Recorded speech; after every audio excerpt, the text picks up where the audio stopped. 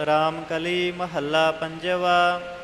ਮਨ ਬਚ ਕ੍ਰਮ ਰਾਮ ਨਾਮ ਚਿਤਾਰੀ, ਘੂਮਨ ਘੇਰ ਮਹਾ ਅਤ ਬਿਖੜੀ, ਗੁਰਮੁਖ ਨਾਨਕ ਪਾਰ ਉਤਾਰੀ। ਰਹਾਉ ਅੰਤਰ ਸੂਖਾ ਬਾਹਿਰ ਸੂਖਾ, ਹਰ ਜਪ ਮਲਨ ਭਏ ਦੁਸਟਾਰੀ।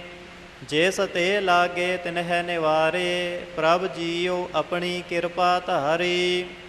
ਉਧਰੇ ਸੰਤ ਪਰੇ ਹਰ ਸਰਨੀ, ਪਾਚ ਬਿਨਸੇ ਮਹਾ ਅਹੰਕਾਰੀ। ਸਾਧੂ ਸੰਗਤ ਇਹੋ ਫਲ ਪਾਇਆ, ਇਕ ਕੇਵਲ ਨਾਮ ਆਧਾਰੀ।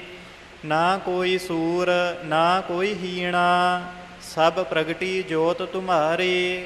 ਤੁਮ ਸਮਰੱਥ ਅਕਥ ਅਗੋਚਰ, ਰਵਿਆ ਏਕ ਮੁਰਾਰੀ। ਕੀਮਤ ਕੌਣ ਕਰੇ ਤੇਰੀ ਕਰਤੇ, ਪ੍ਰਭ ਅੰਤ ਨ ਪਾਰਾਵਾਰੀ। ਨਾਮਦਾਨ ਨਾਨਕ ਵਡਿਆਈ, ਤੇਰਿਆ ਸੰਤ ਜਨਾ ਰੇਣਾਰੀ। ਪਰਮ ਸਤਿਕਾਰਯੋਗ ਗੁਰੂ ਸਾਧ ਸੰਗਤ ਜੀ, ਹੁਣ ਸ੍ਰੀ ਆਨੰਦ ਸਾਹਿਬ ਜੀ ਦੀ ਪਾਵਨ ਪਵਿੱਤਰ ਬਾਣੀ ਆਰੰਭ ਹੋ ਰਹੀ ਹੈ, ਜਿਸ ਦੀ ਭੂਮਿਕਾ ਸੰਪਰਦਾਇ ਵਿੱਚ ਮਹਾਂਪੁਰਸ਼ਾਂ ਤੋਂ ਇਸ ਤਰ੍ਹਾਂ ਸੁਣੀਦੀ ਹੈ ਕਿ ਸਤਿਗੁਰੂ ਅਮਰਦਾਸ ਤੀਸਰੇ ਪਾਤਸ਼ਾਹ, ਨਿਮਾਣਿਆਂ ਦੇ ਮਾਣ ਨਿਤਾਣਿਆਂ ਦੇ ਤਾਣ, ਨਿਓਟਿਆਂ ਦੀ ਓਟ ਤੇ ਨਿਆਸਰਿਆਂ ਦੇ ਆਸਰੇ ਸਤਿਗੁਰੂ ਸ੍ਰੀ ਗੋਇੰਦਵਾਲ ਸਾਹਿਬ ਵਿਖੇ ਬਿਰਾਜਮਾਨ ਸਨ। ਇੱਕ ਜੋਗੀ ਜੋ ਬਹੁਤ ਤਪਸਵੀ ਸਾਧਕ ਸੀ, ਸਤਿਗੁਰਾਂ ਕੋਲ ਆਇਆ, ਆ ਕੇ ਬੇਨਤੀ ਕੀਤੀ, ਗਰੀਬ ਨਵਾਜ ਮੇਰੇ 'ਤੇ ਕਿਰਪਾ ਕਰੋ, ਮੈਨੂੰ ਆਤਮ ਗਿਆਨ ਦਾ ਉਪਦੇਸ਼ ਬਖਸ਼ਿਸ਼ ਕਰੋ, ਬ੍ਰਹਮ ਗਿਆਨ ਦੀ ਦਾਤ ਬਖਸ਼ਿਸ਼ ਕਰੋ। ਗੁਰੂ ਅਮਰਦਾਸ ਮਹਾਰਾਜ ਉਸ ਜੋਗੀ ਦੀ ਬੇਨਤੀ ਸੁਣ ਕੇ ਬਚਨ ਕੀਤਾ ਕਿ ਜੋਗੀ ਜੀ, ਤੁਹਾਨੂੰ ਅਗਲੇ ਜਨਮ ਦੇ ਵਿੱਚ ਉਪਦੇਸ਼ ਪ੍ਰਾਪਤ ਹੋਣਾ ਹੈ। ਤੁਸੀਂ ਇਹ ਸਰੀਰ ਤਿਆਗ ਕੇ ਸਾਡੇ ਘਰ ਜਨਮ ਲੈਣਾ ਕਰੋ। ਗੁਰੂ ਸਾਹਿਬ ਗੁਰੂ ਅਮਰਦਾਸ ਜੀ ਦਾ ਬਚਨ ਮੰਨ ਕੇ ਉਸ ਜੋਗੀ ਨੇ ਆਪਣਾ ਸਰੀਰ ਤਿਆਗ ਦਿੱਤਾ। ਇੱਧਰ ਗੁਰੂ ਅਮਰਦਾਸ ਜੀ ਦੇ ਵੱਡੇ ਛੋਟੇ ਪੁੱਤਰ ਬਾਬਾ ਮੋਹਰੀ ਜੀ ਦੇ ਘਰ ਆਨੰਦ ਨਾਮ ਦਾ ਪੁੱਤਰ ਜੋ ਪੈਦਾ ਹੋਇਆ, ਯਾਨੀ ਗੁਰੂ ਅਮਰਦਾਸ ਜੀ ਦੇ ਘਰ ਪੋਤਰਾ ਬਣ ਕੇ ਉਸ ਜੋਗੀ ਨੇ ਜਨਮ ਲਿਆ ਅਤੇ ਦਾਈਆਂ ਸਾਹਿਬਜ਼ਾਦੇ ਨੂੰ ਉਠਾ ਕੇ ਗੁਰੂ ਅਮਰਦਾਸ ਜੀ ਦੀ ਗੋਦੀ ਵਿੱਚ ਲਿਆ ਕੇ ਬਿਰਾਜਮਾਨ ਕੀਤਾ। ਸਤਿਗੁਰੂ ਅਮਰਦਾਸ ਜੀ ਨੇ ਆਪਣੇ ਇਸ ਪੋਤਰੇ ਦਾ ਨਾਮ ਬਾਬਾ ਆਨੰਦ ਜੀ ਰੱਖਿਆ ਅਤੇ ਆਨੰਦ ਨੂੰ ਆਪਣੀ ਗੋਦੀ ਵਿੱਚ ਲੈ ਕੇ ਸ੍ਰੀ ਆਨੰਦ ਸਾਹਿਬ ਜੀ ਦੀ ਇਹ ਬਾਣੀ ਉਚਾਰਨ ਕੀਤੀ।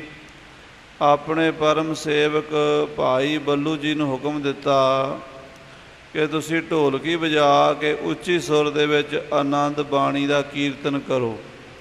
ਭਾਈ ਬੱਲੂ ਜੀ ਨੇ ਉੱਚੀ ਆਵਾਜ਼ ਵਿੱਚ ਸ੍ਰੀ ਆਨੰਦ ਸਾਹਿਬ ਜੀ ਦੀ ਬਾਣੀ ਦਾ ਚੁਬਾਰਾ ਸਾਹਿਬ ਦੇ ਉੱਪਰ ਉੱਚੀ ਆਵਾਜ਼ ਵਿੱਚ ਕੀਰਤਨ ਗਾਇਨ ਕਰਕੇ ਸੰਗਤਾਂ ਨੂੰ ਸੁਣਾਇਆ। ਸਾਰੇ ਨਗਰ ਵਿੱਚ ਆਨੰਦ ਹੀ ਆਨੰਦ ਛਾ ਗਿਆ।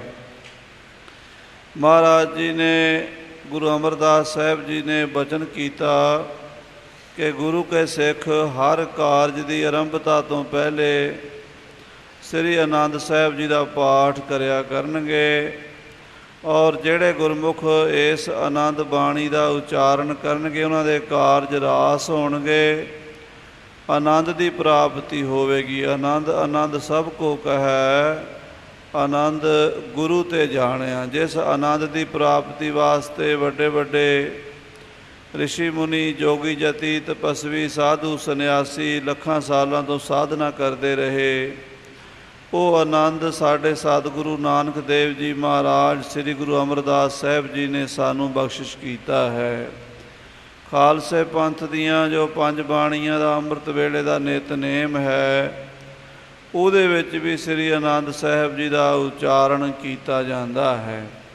ਕਿਸੇ ਵੀ ਕਾਰਜ ਦੇ ਆਰੰਭਤਾ ਵਿੱਚ ਸ੍ਰੀ ਕੜਾਹ ਪ੍ਰਸ਼ਾਦ ਦੀ ਦੇਗ ਨੂੰ ਭੋਗ ਲਾਉਣਾ ਹੋਵੇ ਜਾਂ ਸ੍ਰੀ ਕੜਾਹ ਪ੍ਰਸ਼ਾਦ ਜੀ ਦੀ ਦੇਗ ਤਿਆਰ ਕਰਦਿਆਂ ਹੋਇਆਂ ਗੁਰੂ ਕੇ ਸਿੱਖ ਸ੍ਰੀ ਜਪਜੀ ਸਾਹਿਬ ਜੀ ਦੇ ਨਾਲ ਸ੍ਰੀ ਆਨੰਦ ਸਾਹਿਬ ਜੀ ਦਾ ਪਾਠ ਵੀ ਕਰਦੇ ਹਨ। ਔਰ ਭਾਈ ਸਾਹਿਬ ਭਾਈ ਸੰਤੋਖ ਸਿੰਘ ਜੀ ਜੈਸੇ ਮਹਾਂਪੁਰਸ਼ਾਂ ਨੇ ਸ੍ਰੀ ਗੁਰਪ੍ਰਤਾਪ ਸੂਰਜ ਵਿੱਚ ਆਨੰਦ ਬਾਣੀ ਦਾ ਬਹੁਤ ਮਹਾਤਮ ਦੱਸਿਆ ਹੋਇਆ ਹੈ। ਸੋ ਸਾਧ ਸੰਗਤ ਜੀ, ਇਹ ਨਿਤਨੇਮ ਦੀ ਬਾਣੀ ਵੀ ਹੈ ਔਰ ਗੁਰੂ ਘਰ ਦੇ ਵਿੱਚ 6 ਪੌੜੀਆਂ ਘੱਟੋ ਘੱਟ ਕੀਰਤਨ ਦੇ ਵਿੱਚ ਵੀ ਰੋਜ਼ ਗਾਈਆਂ ਜਾਂਦੀਆਂ ਹਨ। 5 ਪੌੜੀਆਂ ਪਹਿਲੀਆਂ ਅਤੇ ਅਖੀਰਲੀ ਪੌੜੀ ਦਾ ਉਚਾਰਨ ਕੀਤਾ ਜਾਂਦਾ ਹੈ।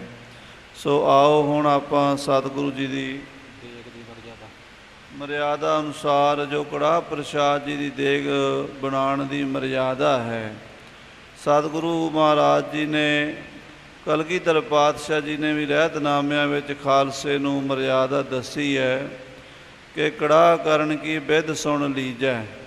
ਕੜਾਹ ਪ੍ਰਸ਼ਾਦ ਦੀ ਵਿਧੀ ਕੀ ਹੈ? ਦੇਗ ਤਿਆਰ ਕਰਨ ਦੀ 3 ਭਾਗ ਕੋ ਸਮਸਰ ਕੀਜੈ। ਆਟਾ, ਘਿਓ ਅਤੇ ਮਿੱਠਾ ਇਹ ਬਰਾਬਰ ਇੱਕੋ ਜਿਹੀ ਮਾਤਰਾ ਵਿੱਚ ਲੈਣਾ ਹੈ।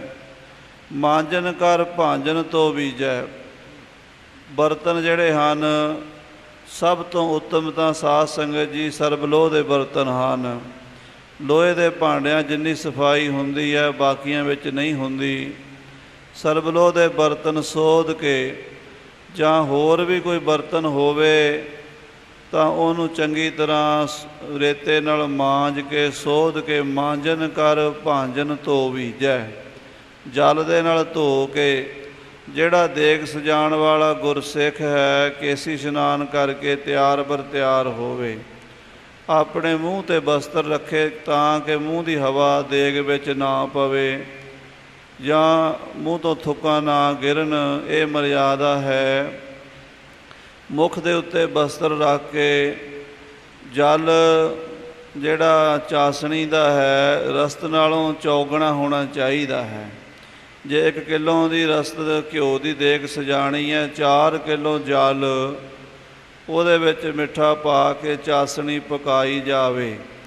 ਔਰ ਜਿਹੜੀ ਕੜਾਹੀ ਦੇ ਵਿੱਚ ਜਾਂ ਪਤੀਲੇ 'ਚ ਚਾਸਣੀ ਬਣੀ ਹੈ, ਜੇ ਉਸ ਕੜਾਹੀ ਦੇ ਵਿੱਚ ਦੇਗ ਬਣਾਉਣੀ ਹੈ ਤਾਂ ਉਹ ਚਾਸਣੀ ਕੱਢਣ ਤੋਂ ਬਾਅਦ ਕੜਾਹੀ ਮਾਂਜਣੀ ਚਾਹੀਦੀ ਹੈ, ਨਹੀਂ ਤਾਂ ਮਿੱਠਾ ਥੱਲੇ ਲੱਗ ਜਾਂਦਾ, ਦੇਗ ਸੜ ਜਾਂਦੀ ਹੈ। ਸੋ ਇਸ ਵਾਸਤੇ ਅੱਵਲ ਤਾਂ ਦੂਸਰੇ ਪਤੀਲੇ 'ਚ ਚਾਸਣੀ ਤਿਆਰ ਕਰੀ ਜਾਵੇ, ਕੜਾਹੀ ਸਾਫ਼ ਵੱਖਰੀ ਹੋਵੇ, ਉਹਦੇ ਵਿੱਚ ਰਸਤ ਪਾ ਕੇ ਪਹਿਲਾਂ ਘਿਓ ਪਾ ਕੇ ਉਹਨੂੰ ਗਰਮ ਕਰਨਾ ਹੈ।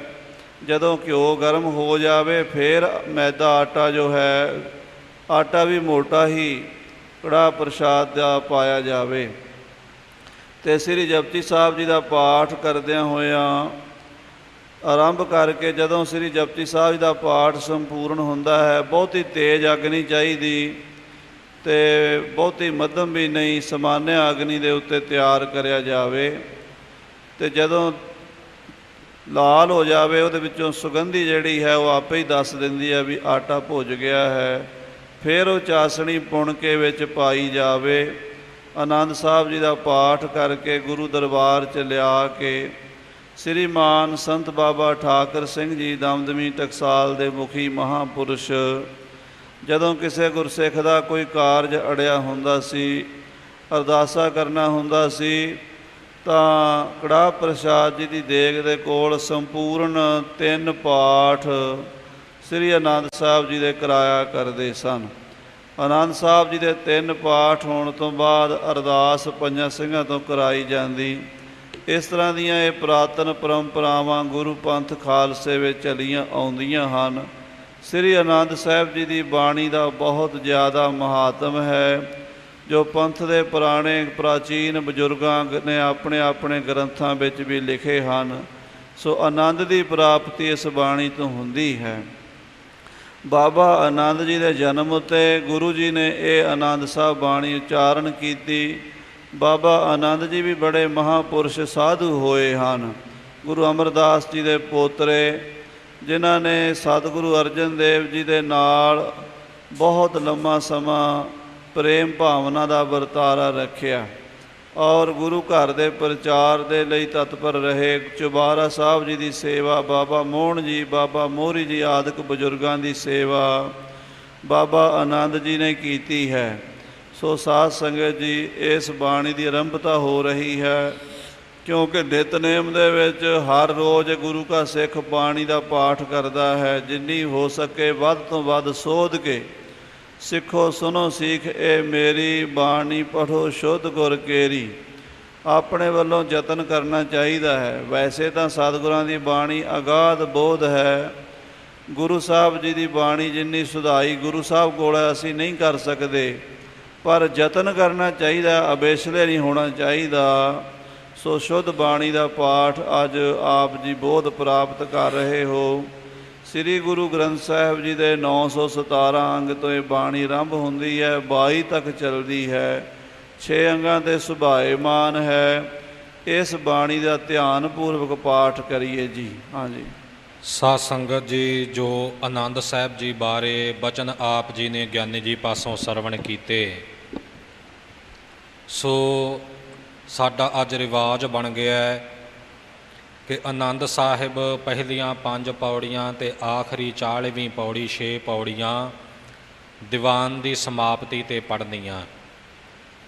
ਪਰ ਅਸਲ ਦੇ ਵਿੱਚ ਦੀਵਾਨ ਦੀ ਸਮਾਪਤੀ ਨਾਲ ਆਨੰਦ ਸਾਹਿਬ ਦੀ ਬਾਣੀ ਦਾ ਸੰਬੰਧ ਨਹੀਂ। ਜਿਵੇਂ ਗਿਆਨੀ ਜੀ ਨੇ ਦੱਸਿਆ ਹੈ, ਆਨੰਦ ਸਾਹਿਬ ਦੇਗ ਦੇ ਹਜੂਰ ਪੜ੍ਹਿਆ ਜਾਂਦਾ ਹੈ, ਕੜਾਹ ਪ੍ਰਸ਼ਾਦੀ ਦੇਗ ਦੇ ਹਜੂਰ, ਔਰ ਉਹ ਵੀ ਸੰਪੂਰਨ। ਜਿਹੜੀ ਪ੍ਰਾਤਨ ਮਰਜ਼ਾਦਾ ਹੈ ਪ੍ਰਾਤਨ ਗ੍ਰੰਥਾਂ ਦੇ ਵਿੱਚੋਂ ਮਿਲਦੀ ਹੈ। ਜਦੋਂ ਸਤਿਗੁਰੂ ਮਹਾਰਾਜ ਦੀ ਪਾਵਨ ਹਜ਼ੂਰੀ ਵਿੱਚ ਦੇਗ ਸੱਜ ਕੇ ਆ ਗਈ, ਸਭ ਤੋਂ ਪਹਿਲਾਂ ਇੱਕ ਓਅੰਕਾਰ ਤੋਂ ਨਾਨਕ ਹੋਸੀ ਪੀ ਸੱਚ ਤੱਕ ਮੂਲ ਮੰਤਰ। ਉਸ ਤੋਂ ਉਪਰੰਤ ਸ੍ਰੀ ਜਾਪ ਸਾਹਿਬ ਜੀ ਦੀ ਪਹਿਲੀ ਪੌੜੀ, ਜਿਹੜਾ ਪਹਿਲਾ ਛੰਤ ਹੈ ਛਪੈ ਛੰਦ, ਤੋ ਸਰਬ ਨਾਮ ਕਥਾ ਕਵਨ ਕਰਮ ਨਾਮ ਵਰਣਤ ਸਮਤ, ਇੱਥੋਂ ਤੱਕ ਪੜ੍ਹਨਾ। ਇਸ ਤੋਂ ਬਾਅਦ ਫਿਰ ਅੱਗੇ 40 ਪੌੜੀਆਂ ਸੰਪੂਰਨ ਸ੍ਰੀ ਆਨੰਦ ਸਾਹਿਬ ਜੀ ਦਾ ਪਾਠ ਕਰਨਾ। ਆਨੰਦ ਸਾਹਿਬ ਜੀ ਤੋਂ ਉਪਰੰਤ ਮੁੰਦਾਵਣੀ ਮਹੱਲਾ 5ਵਾਂ, ਥਾਲ ਵਿੱਚ 3 ਵਸਤੂ ਪਈਓ, ਔਰ ਉਸ ਤੋਂ ਅੱਗੇ ਸ਼ਲੋਕ ਮਹੱਲਾ 5ਵਾਂ, 13 ਕੀਤਾ ਜਾਤੋ ਨਾਹੀ। ਇਹ ਦੋਨੋਂ ਸ਼ਬਦ ਪੜ੍ਹਨੇ। ਇਹਨਾਂ ਤੋਂ ਉਪਰੰਤ ਚਾਚਰੀ ਸ਼ਾਂਤਵਾ ਪ੍ਰਸਾਦ ਗੋਬਿੰਦੇ ਮੁਕੰਦੇ ਉਦਾਰੇ ਅਪਾਰੇ ਹਰੀਅੰ ਕਰਿਅੰ ਨਰਨਾਮੇ ਅਕਾਮੇ, ਇਹ ਪੜ੍ਹਨਾ। ਇਹ ਛੰਦ ਪੜ੍ਹਨ ਤੋਂ ਉਪਰੰਤ ਫਿਰ ਜਾਪ ਸਾਹਿਬ ਜੀ ਦਾ ਸਭ ਤੋਂ ਅਖੀਰਲਾ ਛੰਦ ਜਿਹੜਾ ਹੈ ਭੁਜੰਗ ਪ੍ਰਜਾਤ ਛੰਦ, ਉਹ ਪੜ੍ਹਨਾ ਸਾਰਾ। ਅਤੇ ਫਿਰ ਸਦਾ ਅੰਗ ਸੰਗੇ ਅਭੰਗਮ ਬਪੂਤੇ ਤੱਕ ਪੜ੍ਹ ਕੇ ਫਿਰ ਸ਼ਲੋਕ ਪਵਨ ਗੁਰੂ ਪਾਣੀ ਪਿਤਾ ਮਾਤਾ ਧਰਤ ਮਹਤ, ਇਹ ਸ਼ਲੋਕ ਪੜ੍ਹਨਾ। ਇਹ ਅਸਲ ਮਰਜ਼ਾਦਾ ਹੈ ਪ੍ਰਾਤਨ ਦੇਗ ਕੋਲ ਸ੍ਰੀ ਆਨੰਦ ਸਾਹਿਬ ਪੜ੍ਹੇ ਜਾਣ ਦੀ। ਸਾਡੇ ਵਿੱਚ ਢਲਿਆਈਆਂ ਆਉਂਦੀਆਂ ਗਈਆਂ, ਔਰ ਉਹਨਾਂ ਢਲਿਆਈਆਂ ਦੇ ਸਹਿਤ ਇਹ ਸੰਪੂਰਨ ਆਨੰਦ ਸਾਹਿਬ ਇਸ ਮਰਜ਼ਾਦਾ ਨਾਲ ਪੜ੍ਹਨ ਦੀ ਬਜਾਏ 5 ਪੌੜੀਆਂ ਪਹਿਲੀਆਂ ਅਤੇ ਅਖੀਰਲੀ 40ਵੀਂ ਪੌੜੀ ਅਤੇ ਆਖਰ ਵਿੱਚ ਸ਼ਲੋਕ ਪਵਨ ਗੁਰੂ ਪਾਣੀ ਪਿਤਾ ਪੜ੍ਹ ਦੇਣਾ, ਇਹ ਪ੍ਰਚਲਿਤ ਹੋ ਗਿਆ। ਪਰ ਇਹ ਜਿਹੜੀ ਪ੍ਰਾਤਨ ਮਰਜ਼ਾਦਾ ਹੈ, ਇਹ ਆਪ ਜੀ ਨੂੰ ਬੇਨਤੀ ਕੀਤੀ ਹੈ। ਮੁਕਤ ਮਾਰਗ ਗ੍ਰੰਥ, ਪ੍ਰੇਮ ਸਮਾਰਗ ਗ੍ਰੰਥ ਇਤਿਆਦਿਕ ਗ੍ਰੰਥਾਂ ਦੇ ਵਿੱਚ ਇਹ ਮਰਜ਼ਾਦਾ ਆਉਂਦੀ ਹੈ। ਸੋ ਇਉਂ ਇਹ ਆਨੰਦ ਸਾਹਿਬ ਦਾ ਪਾਠ ਗੁਰੂ ਕੀ ਹਜ਼ੂਰੀ ਵਿੱਚ ਦੇਗ ਦੇ ਪਾਸ ਕੀਤਾ ਜਾਂਦਾ ਹੈ। ਸੋ ਉਹੀ ਦੇਗੀਆ ਸਿੰਘ ਜਿਹੜਾ ਦੇਗ ਸਜਾ ਕੇ ਤਿਆਰ ਕਰਾ ਕੇ ਲਿਆਵੇ, ਉਹ ਆਪ ਪੜ੍ਹ ਦੇਵੇ ਜਾਂ ਹੋਰ ਸਿੰਘ ਦੀ ਡਿਊਟੀ ਲਗਾ ਦੇਵੇ, ਢਿੱਲ ਨਾ ਕਰੇ। ਉਸੇ ਵਕਤ ਹੀ ਆਨੰਦ ਸਾਹਿਬ ਦਾ ਪਾਠ ਇਸ ਮਰਜ਼ਾਦਾ ਮੁਤਾਬਕ ਗੁਰੂ ਕੀ ਹਜ਼ੂਰੀ ਵਿੱਚ ਬੈਠ ਕੇ ਗੁਪਤ ਕਰ ਦਿੱਤਾ ਜਾਵੇ। ਫਿਰ ਉਸ ਤੋਂ ਬਾਅਦ ਇਹ 5 ਪੌੜੀਆਂ ਅਤੇ 40ਵੀਂ ਪੌੜੀ ਜੋ 6 ਪੌੜੀਆਂ, ਇਹ ਪੜ੍ਹਨ ਦੀ ਜ਼ਰੂਰਤ ਨਹੀਂ। ਇਹ ਅਸਲ ਮਰਜ਼ਾਦਾ ਹੈ ਜੋ ਪ੍ਰਾਤਨ ਤੌਰ 'ਤੇ ਚੱਲੀ ਆ ਰਹੀ ਹੈ। ਸੋ ਆਓ ਆਪਾਂ ਅੰਮ੍ਰਿਤ ਰੂਪ ਗੁਰਬਾਣੀ ਦੇ ਪਾਠ ਨਾਲ ਜੁੜੀਏ ਜੀ।